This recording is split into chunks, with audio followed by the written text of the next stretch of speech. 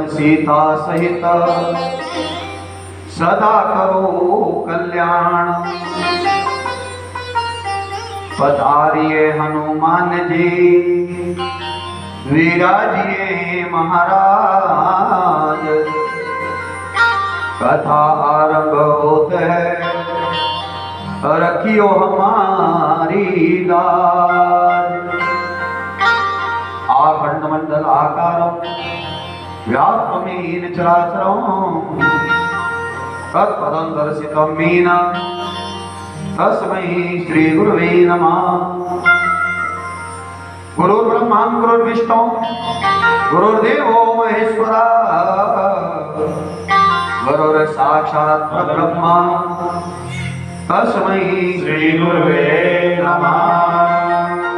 बोले सदगुरुदेव भगवान की जय। रामचंद्र भगवान की जय। पवन पुत्र हनुमान की जय। श्याम रामचंद्र भगवान की जय। उमापति महादेव की जय।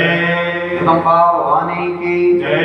गंगा मैया की जय। यमुना मैया की जय। जगकीर भैया की जय। लखदाता पीर की जय। लाना वाले पीर की जय। शुभ स्थान की जय। समाज बड़ी सरकार की जय। अपने गुरुदेव भगवान की जय। जयकारा पीर बजरंगी। हर हर महादेव। हर हर महादेव। हर हर महादेव शंभो। परम सदैव प्रातस्मरणीय मंगल आदरणीय श्री सदगुरुदेव भगवान के श्री चरणों में सतकोटि प्रणाम।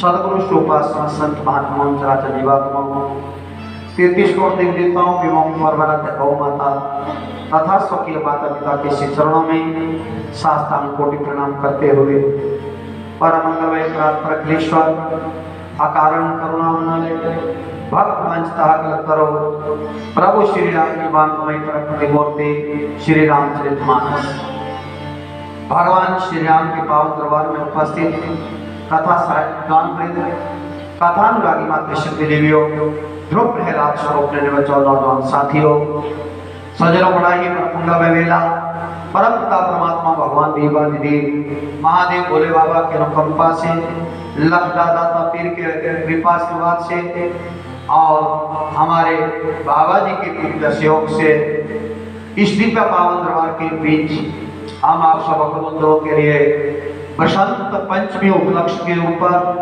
और इन गुप्त नवरात्रों के बीच में भगवान श्री राम की पवित्र पावनी कथा को श्रवण करने का सौभाग्य प्राप्त हो रहा है।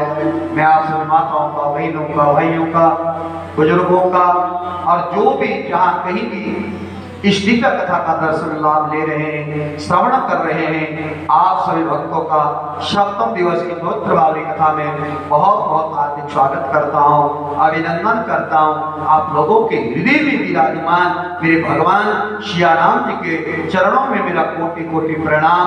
और भगवान बंधुओं, जैसा कि आप लोग जानते हैं ये दिव्य पवित्र बावली कथा भगवान हम आप लोग यही दासो माजरा भगवान महादेव के सानिध्य में ही नहीं श्रवण कर रहे, हम आप लोगों को ज्ञात होना चाहिए। मैंने आपको कथा में पहले भी बताया कि दिव्य भगवान की जो कथा है 4 जगहों पे और चली हुई है।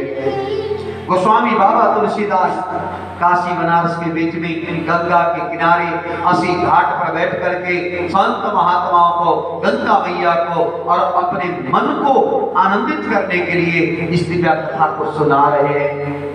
याज्ञवल्क्य जी महाराज भरद्वाज ऋषि को सुना रहे और देवादिदेव महादेव भोले बाबा जो है कैलाश पर्वत के ऊपर माता पार्वती को इस दिव्य भगवान की कथा को श्रवण करवा रहे हैं। और नीलगिरी पर्वत के ऊपर बैठे हुए गरुड़ जी जो पक्षीराज गरुड़ है हाथ जोड़ के बैठे हैं और काकभुसुंडी जी महाराज मेरे प्रभु की कथा का व्याख्यान कर रहे हैं। और गुरुदेव भगवान ऋषि से कहते हैं, ऋषियों ये मेरे प्रभु की कथा हम आप लोगों को यदि श्रवण करने के लिए प्राप्त हो रही है तो ये भगवान राम की ही कृपा है। जिनसे वो करवाना चाहता है, जिनसे वो बुलवाना चाहता है, जिनको वो सुनवाना चाहता है, वही भगवत कार्य को कर सकते हैं। वास्तव में हम आप लोग बहुत बड़ भाग्यशाली है सर।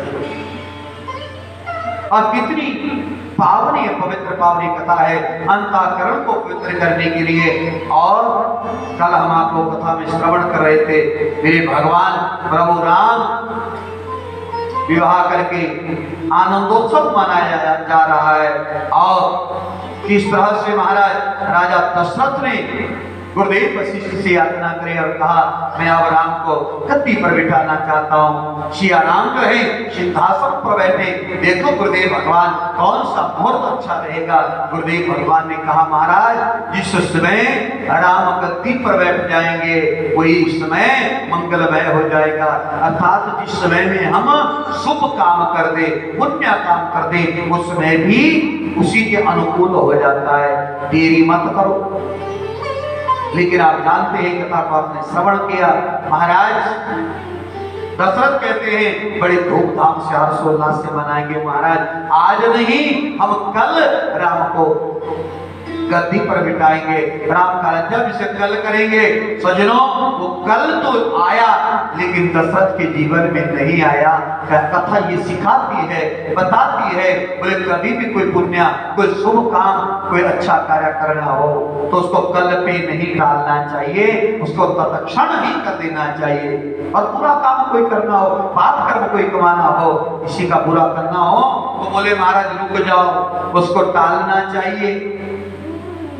और हम आप लोग क्या करते हैं, हम आप लोगों का मन बने कोई शुभ काम करने का तो उसमें कर देना चाहिए, लेकिन हम करते नहीं। आज नहीं कल करेंगे, कल नहीं परसों करेंगे, और परसों लग जाती है। इस मन का कोई पता नहीं महाराज कब बदल जाएगा। और आपने कथा में श्रवण किया महाराज मेरे प्रभु राम जो गद्दी पर बैठने वाले हैं, आज सब खुशी मना रहे, लेकिन कैकेयी ने राजा दशरथ से उन 2 वचनों को मांग लिया और उन 2 वचनों के बीच में भरत को राज तिलक और राम को 14 साल का वनवास। मैंने कल बताई है कथा आप लोगों को कि इसमें कैकेयी का रत्ती भर दोष नहीं है महाराज। कैकेयी मैया को तो मेरे प्रभु राम ने मोहरा बनाया है। मां से भगवान ने महाराज बहुत पुत्र रूप से कहा था मैया मेरा ये कार्य आप कर देना, आपका भी काम सिद्ध हो जाएगा, आपको भी जो महाराज श्राप महात्मा का लगा वो भी पूरा हो जाएगा और मेरा भी कार्य बन जाएगा। क्यों? क्योंकि राम गद्दी पर बैठना ही नहीं चाहते थे अभी, क्योंकि गद्दी पर बैठने के लिए बोले पहले पूरी प्रजा का सुख दुख जानना चाहिए। अरे राम जानते हैं अभी मुझे देखना है। और सबसे बड़ी बात पता क्या है, दशरथ के राज्य के स्वयं में, राज के स्वयं में हो सकता है कोई रावण जैसा राजा दुष्ट आत्मा इस भूमंडल पर रहे, लेकिन यदि पूरे भूमंडल पर राम राज्य की स्थापना करनी है तो प्रभु प्रेमियों प्रभु जानते हैं कि रावण जैसा दुष्ट आतताई इस भूमंडल पर नहीं रहना चाहिए, तभी तो राम राज्य की स्थापना होगी। इसलिए भी मेरे प्रभु ने वन जाने का मन में मेरे भाई और बहनों विचार किया है और सारी लीला मेरे प्रभु राम की है। और बड़े सारे लोग कहते हैं महाराज भगवान बन क्यों गए, और मैं तो कहता हूं साहब यदि राम जी बन गए तो राम बन गए, राम बन ना जाते तो आज घर घर में प्रभु राम की चर्चा नहीं होती, मर्यादा पुरुषोत्तम ना कहलाते महाराज जी का। राम को राम बनाने वाली मेरे भाई बहन यहीं से कथा प्रारंभ होती है। राम ने स्वयं कहा है जब कैकेयी मां के पास आते हैं, राज सिंहासन पर बैठ गए थे, उन्होंने उसमें कहा था मां राम मेरी मां कौशल्या ने मात्र मुझे जन्म दिया है, लेकिन राम को राम बनाने वाली मैया कैकेयी तो आप हो, यदि आप मेरे लिए ऐसा कार्य न करती तो मैं भी राम नहीं कहलाता। कहने का भाव क्या है? और आपने कथा को श्रवण की हमारा मेरे प्रभु राम को ये पता लगा कि मेरे पिता के वचन टूट जाएंगे। मेरी माँ के को वचन दिए है। राम जी ने सीधा चरणों में प्रणाम। और बड़े सारे लोग कहते मेरे से, बोले गुरुजी राम को क्या दुख नहीं हुआ? सारे अयोध्या वासियों को दुख हुआ महाराज। राम के जंगल जाने का जब पता लगा, लेकिन राम जी दुखी नहीं हुए। क्यों? कारण बताओ। हम आप लोगों को भी जीवन में ध्यान रखना चाहिए। राम जी को दुख इसलिए नहीं हुआ क्योंकि मेरे प्रभु राम ने, मेरे भाई बहन, जब उनको पता लगा कि कल राम गद्दी पर बैठने वाला है, तो राम ने किसी भी खुशी नहीं मनाई, गद्दी पर बैठने की खुशी नहीं मनाई। और दुख तो तब होता है यदि खुशी मनाते, और जाने का कब नहीं हुआ। हम आप लोगों को भी दुख कब होता है? जब हमारे मन में आकांक्षाएं किसी चीज को पाने की होती है, हमें ये मिल जाए, हमें वो मिल जाए, लेकिन जब नहीं मिलता तो हम आप लोग दुखी हो जाते हैं। बोलो सच्चिदानंद भगवान की। राम जी सहसा आज समस्त महाराज अयोध्यावासियों को छोड़ करके पिता के वचनों का पालन करने के लिए, इसको कहते हैं पुत्र। मैंने शायद आपको पहले भी कहा था, पुत्र असल में कहते किसको है? पुण्य नाम नरकाद्यस्मात् तारयते पितरः पुत्र इति प्रोक्ता। बोले जो संतान, जो पुत्र अपने माता पिता को घोर नरक में न जाने दे, उसको पुत्र कहते हैं। पर पुत्र भी 3 प्रकार के होते हैं, ध्यान रखना। मैं हर जगह भगवान से कहता हूं, प्रभु सबको पुत्र देना, पर कैसा पुत्र हो? सुपुत्र हो। क्या हो? एक होता है सपुत्र, एक होता है पुत्र, और एक होता है कुपुत्र। बोलो जय सिया राम, जोर से बोलो जय सिया राम। देखो सपुत्र किसको कहते हैं? सपुत्र वो है जो पिता माता के मन की बात को जान करके वैसा कार्य करता है। बोलो श्याम रामचंद्र भगवान की। जो माता पिता के मन की बात को जान, माता पिता ने कहा नहीं कि भाई तू ये काम कर, लेकिन अनायास उनके मन की बात को जान जाए, उसको सुपुत्र कहते हैं। जैसे राम जी को दशरथ ने कहा नहीं था, वो तो महादेव से प्रार्थना कर रहे थे, महादेव कुछ ऐसा करो। कोई पिता जिंदगी में नहीं चाहता कि मेरा पुत्र मेरी आज्ञा का पालन ना करे, लेकिन दशरथ आज कहते हैं महादेव आज कुछ ऐसा कर दो, मेरी आज्ञा का पालन मेरा पुत्र न करे। वो तो ऐसा चाहते थे। जो माता पिता के हृदय की बात को जान लेता है वो सपुत्र है और वैसा कार्य करता है। और पुत्र किसको कहते हैं? बोले जो माता पिता का आज्ञाकारी है, जो माता पिता का कहना मानता है। बोलो जय श्री राम। माता पिता ने जो कहा उसको मान ले, वो पुत्र है। लेकिन साहब लिखा है, बोले कपुत्र कौन है? कपुत्र वो है जो माता पिता का कहना नहीं मानता है।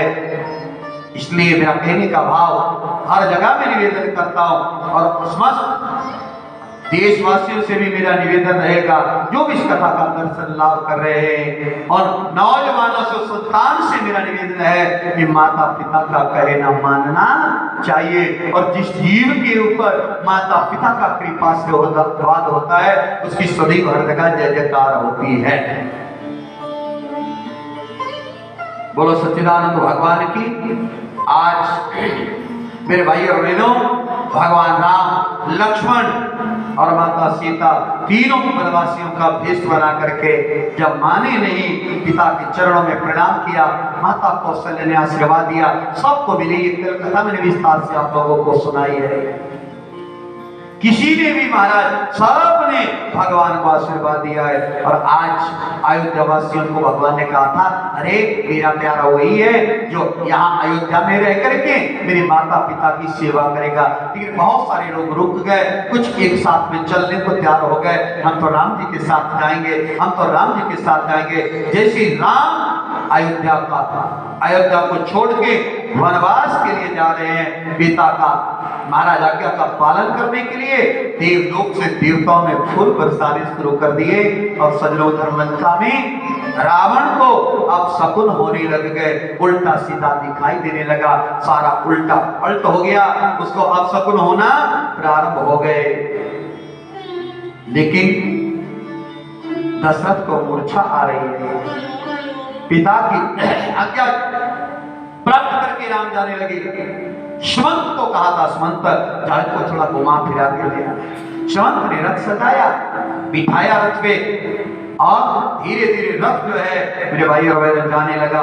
और लिखा है धर्म सान परिजन जन भूता सुत हित मीत मन हो जम दूता। आज अयोध्या भगवान के बिना क्या लग रही है, जैसे शमशान होता है, सब लोग रो रहे, खाली हो गए और जा रहे हैं राम जी के साथ। बालक वृद्ध बिहाई गृह लगे लोग सब साथ, तमसा तीर निवासों किए प्रथम दिवस रथोनाथ। बोलो रामचंद्र भगवान की। पहले स्थान को मेरे प्रभु राम जो है भगवान तमसा नदी के किनारे पर पहुंच गए। सायंकाल हो गया, सुमंत को कहा सुमंत आज रथ यही रोको, रात्रि का विराम तमसा नदी के किनारे हम करेंगे। प्रभु राम ने डेरा डाल लिया महाराज और वहां पर अब रात्रि का विश्राम करने लगे। सब अयोध्या के जो आए महाराज लोग थे वो भी इकट्ठे हो गए। सब लोग बैठे हैं, तरह तरह की बातें कर रहे हैं, कोई कुछ कह रहा है, कोई कुछ कह रहा है। और मेरे प्रभु लक्ष्मण जाते हैं और पत्ते तोड़ के लाते हैं, नदी के किनारे पत्तों का आसन मेरे प्रभु राम और माता सीता को देते हैं। कहते हैं कंदमूल खा करके शाम का भोजन किया और रात्रि का शयन करने लगे। राम ने कहा भाई सो जाओ। सब लोग सो गए आराम से। और मेरे प्रभु भगवान राम अर्धरात्रि जब हुई, सब अयोध्यावासी जो साथ में आए थे, हम राम के साथ जाएंगे, हम भी राम के साथ जाएंगे। प्रभु प्रेमियों वो सब जब सो गए तो प्रभु राम ने सुमंत को कहा सुमंत जल्दी से रथ को तैयार करो आधी रात को। क्यों? देखा उन अयोध्यावासियों को, अरे मुझे तो जंगल में जाना है पर मेरे कारण इन बेचारों को बेगुनाह है, अरे इनको भी कष्ट हो रहा है और मेरा प्रभु चाहता है मेरे कारण किसी दूसरे को कष्ट न हो। ये सोच है भगवान की। हम आप लोगों की सोच क्या होती है, हमें कष्ट हुआ तो दूसरे को हमारे से ज्यादा होना चाहिए। देखिए मेरे प्रभु चाहते मेरे कारण किसी को दुख ना हो, कष्ट ना हो। आधी रात को रथ सजाया और अब सीता जो है महाराज सिंहवेदपुर की ओर को ले जा रहे हैं, जहां निषाद राज रहते हैं। प्रातः काल इंद्र हुआ, जागे सकल लोग भय भोरो, गए रघुनाथ भयवती सोरो। और सब अयोध्यावासी प्रातः काल उठे, देखा अरे राम सीता लक्ष्मण तो चले गए, हमें छोड़ के चले गए। लोग कहने लगे भाई कहाँ गए, पता नहीं लगा महाराज कहाँ चले गए। और कुछ जो वृद्ध जन थे वो कहने लगे भाई सच में ठीक किया राम ने हमारे को छोड़ के। राम को उसका साथ निभाने आए, लेकिन राम ने देख लिया अरे जिसको कष्ट होता है उसी को होता है। अब सब आके ठाट से नदी के किनारे सो गए। हमने राम की पीड़ा को भी जाना महाराज, एक रात्रि भी हम राम के लिए जागृत नहीं रह पाए, तो छोड़ के नहीं जाए तो क्या करे। ध्यान रखना मेरे भाई और बहनों, हमें भी भगवान के कार्य में सोना नहीं चाहिए।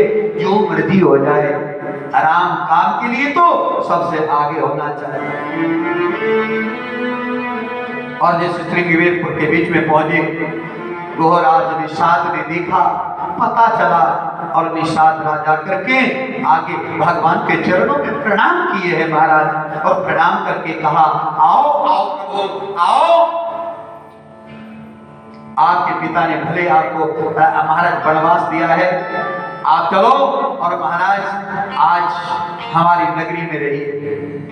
जब ये कहा गोराज ने, मेरे प्रभु कहते हैं देखो भैया मैं 14 साल तक किसी गांव में नहीं जाऊंगा, नगर में नहीं जाऊंगा, मुझे जंगल में 14 साल काटने हैं। इसलिए महाराज बस मैं आऊंगा, समय आया तो आऊंगा जरूर। और आज संध्या काल को श्रृंगवेरपुर के बीच में दूसरी संध्या काल जब हुई तो प्रभु प्रेमियों मेरे परमात्मा का बड़ा अधिकार सत्कार करते हैं। गोहराज निषाद राज और भगवान राम के लिए, भैया सीता के लिए लक्ष्मण ने पत्तों की साफियां बिछाई, बिछौना बिछाया। प्रभु प्रेमी विचार करो, माता सीता और राम जब आराम करने लगे तो निषाद राज खड़ा खड़ा लखनलाल के पास गया और जाकर के क्या कहता है, देखो भैया कितना कष्ट हो रहा है, रो रहा है, आंखों में आंसू निकल गए, किसके निषाद। देखो तो आज दशा क्या है, सोने के सिंहासन पे राजमहल में रहने वाले राजकुमार भगवान राम और माता सीता जो है, उनका हाल जब देखा तो रोने लगे, उनको बड़ा कष्ट हो रहा है। और कैकेयी मैया को थोड़ा सा क्या कहने लगे, अरे उस कैकेयी के मन में दया नहीं आई, उस मां ने अपना हृदय कठोर कैसे कर लिया। तो हमारे प्रभु को महाराज जंगल में भेज दिया। लक्ष्मण ने कहा, ऐ निषाद राज, एक बात बताऊं, घर में चाहे कुछ भी हमारे लोगों के हो, आपस में भलाई, घर में लड़ाई झगड़ा हो, पर घर की बात बाहर व्यक्त नहीं करनी चाहिए। बोलो सच्चिदानंद भगवान की। लखन लाल ने निषाद राज को कहा, निषाद राज खबरदार, हमारी मां को हमारे घर के बारे में आपने कुछ भी कहा, और सुनो भाई, ये सुख दुख तुम कहते हो, बड़ा कष्ट प्रभु को हो रहा है। का हो ना हो सुख दुख कर दाता, निज कृत कर्म भोग सब भ्राता। अरे भैया, क्या सुख दुख कोई किसी को देता? बोलो, देता कोई किसी को? लगता है मुझे इसके कारण दुख हुआ, मुझे पत्नी के कारण कष्ट हुआ, मेरे पुत्र ने ऐसा किया तो मुझे कष्ट हुआ, लेकिन वो बहाना मात्र है, वास्तव में तो हमारे अपने कर्म है। ध्यान दो, ध्यान। शास्त्र कहते हैं शुभ कर्मों का जो फल है वो सुख होता है, और पाप कर्मों का जो फल है मेरी माता बहनों वो दुख होता है। और मैं अक्सर कहता हूं, माता पिता को मानो चाहे न मानो, भगवान को मानिए चाहे न मानिए, लेकिन भगवान से भी डरो चाहे ना डरो, किसी औरों से डरो चाहे ना डरो, पर जब भी कर्म करने लगो तो अपने कर्म से जरूर डरना। क्यों? क्योंकि महाराज जब भी हम कर्म करने लगे तो उस कर्म का फल भोगना पड़ेगा। और देखो, जब बुरा कमाएंगे उसका बुरा फल जब भोगने लगेंगे तो हम दुखी हो जाते हैं। इसलिए महाराज